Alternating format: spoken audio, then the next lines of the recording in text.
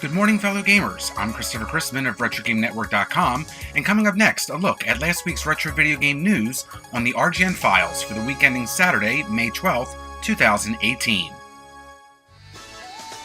In the RGN files this week, Limited Run Games took to their Twitch channel last Tuesday to show off their upcoming Nintendo Switch port of the 25th anniversary edition of Night Trap by Screaming Villains.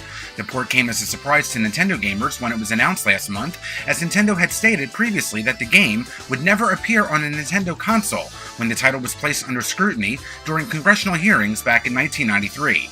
While showing off the Switch port in action, members of Limited Run Games announced that the Nintendo version of Night Trap would come with an exclusive feature not found on the PlayStation 4 port that was released this past summer.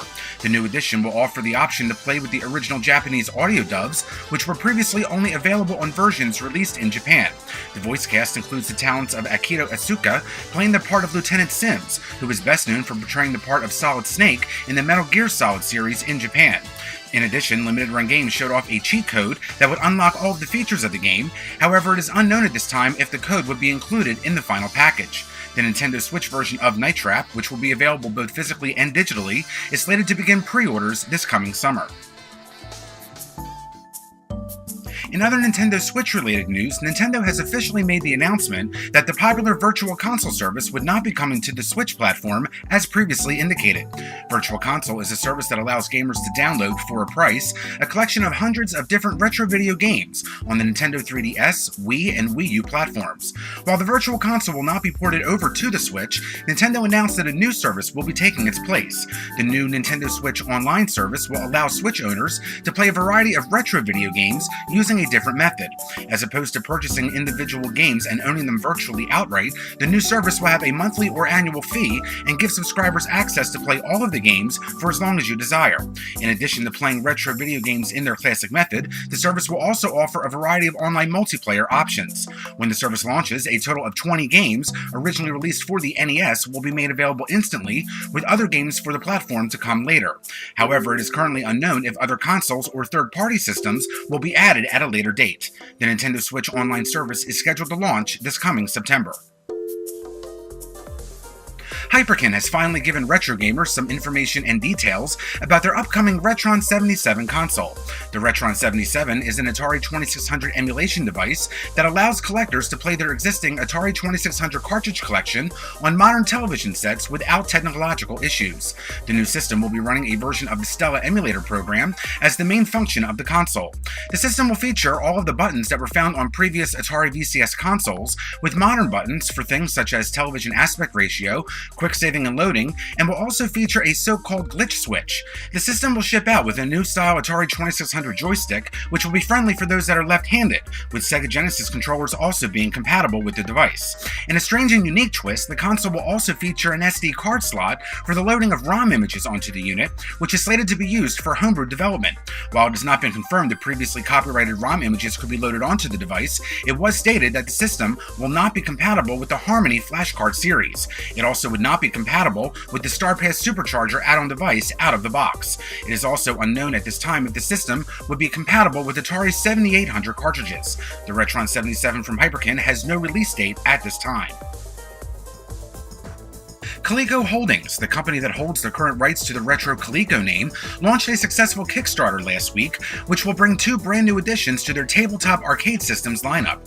First launched back in 1981, the lineup was very popular for those that enjoyed arcade games of the time, bringing a collection of miniature-styled video games that mimic the look of their coin-operated counterparts.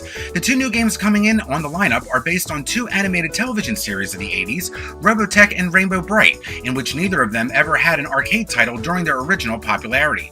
While the original tabletop games functioned with technology of the era, the new additions to the lineup, now using the Coleco Evolved moniker, will take advantage of modern advances, including a full-color 2 3/4-inch LCD display, a more powerful gaming chipset, adjustable volume control, headphone jack, and a rechargeable battery pack. Those that wish to support the Kickstarter will have until June 7th, in which each game is available for a $55 pledge, with collector's editions limited to 50 units each, selling for just about $200.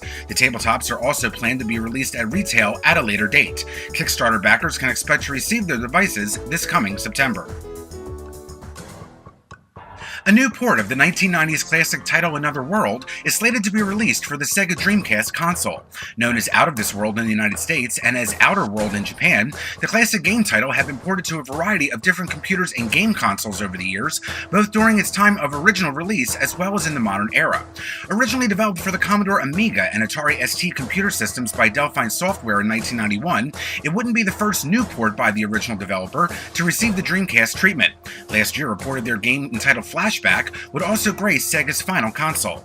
The new port, being released by Josh Prod, would take advantage of the 20th anniversary edition of the game for its audio visuals, which offered better graphics and sound when it was released for PCs back in 2014. The new Dreamcast version will also function with VGA monitors and VGA-compatible television sets for even better quality video. Another World is slated to be released on optical disc media for the Dreamcast in North America and Japan via Play Asia, as well as in PAL regions via Rush On Game. Pre-orders are expected to begin shortly, however there is no word on when the games would begin the shipping process. A brand new homebrew title for the original NES platform is now available for purchase, both digitally as well as physically. The game entitled Lizard is the creation of Brad Smith, a professional game developer since 2007, who holds degrees in both computer science as well as music. Lizard is a platformer game in which you play the part of a lizard with a special ability. You'll need these advantages as you do everything from hopping around an active volcano, to surfing down a surging river, ascending a snowy mountaintop, to even casually swimming in a lake. All the while you'll be encountering strange creatures and unraveling the mystery of the lizard. The game has been in development since 2013, and thanks to a successful Kickstarter, the game is now available for purchase. Unlike most homebrew titles, supporters will need to purchase a ROM image in order to play the game on an emulator. However, a free demonstration has also been made available. The digital ROM edition will also include a Steam key for users of the service, alongside of a standalone version for PCs running Windows or Ubuntu distributions, as well as include a version for the Apple Macintosh computer platform.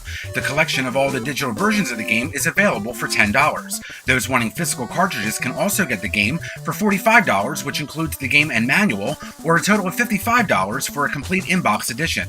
In addition, a physical release for the Japanese Famicom consoles is also in the works, however there is currently no word as to when this version would be completed. This week in Retro Game Network's original features, we relaunched Headlines from the Past, which gives readers an insight on the preservation of print newspaper and magazine periodicals of earlier time periods, following commentary about the gaming world after the article was originally published. On this edition of Headlines from the Past, we went back to December of 1982, and an article that was syndicated by the Cox News Service. The article talks about the potential danger of a possible video game industry collapse due to the oversaturation of the market, as well as its newest competitor at the time, home computer systems. The article was written just a few short months before the infamous video game crash of 1983. The article in its entirety, alongside of our commentary, can be read at RetroGameNetwork.com. And finally, this week, we at Retro Game Network would like to take a moment to thank all of our loyal readers over the years, because this past Monday, Retro Game Network celebrated its 6th anniversary online, with the very first post being conducted on May 7th, 2012. While we did lie dormant for an extended period of time at one point, the return earlier this year has been appreciated by the staff of RGN.